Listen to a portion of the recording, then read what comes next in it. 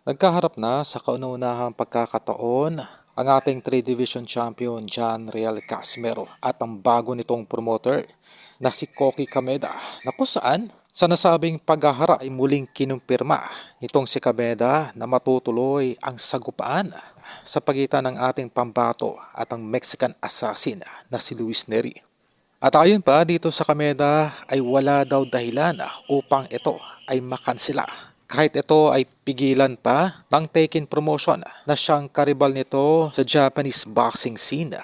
Para po sa kalaman ng lahat ay dalawa lamang po ang bigating promotions ang namamayagpag sa bansang Japan. Ito nga po ay ang Taken Promotion na siyang may hawak-hawak dito kay Naoya Inoue. At ang mabilis ngayong sumisikat sa Japan ang Kameda Promotion. At sa nasabing pakikita ay inilatag agad nitong si Kameda ang posibleng laban ng ating pambato sa Hapon sa nasabing 2 Division Undisputed Champion na Naoya Inoue. Gano'n pa man, ang lahat daw ng ito ay babase sa magiging performance ni Cuadro Alas kontra kay Luis Neri.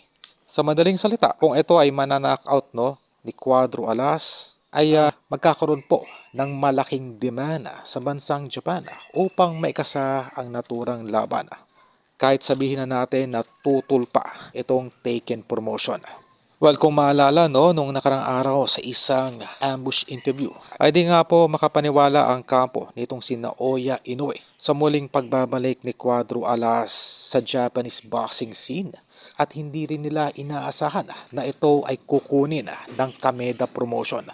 Well, marahil ay nakakita po ng kakaibang karisma at talento itong si Koki Kameda. Kaya hindi na nito pinalagpas ang pagkakataon na mapabilang ito sa kanilang promotion. Ipinangako ng Kameda Promotion na magkakaroon ng multiple title shot itong si Cuadro Alas sa featherweight division. Sa madaling salita, bago pa umakyat ng featherweight itong si Naoya Inoue ay inaasahan na meron ng hawak-hawak na titulo itong si Cuadro Alas na siyang magiging dahilan upang mapilitan itong si Naoya Inoue na palagana ang ating former 3 Division Champion John Real Casimero.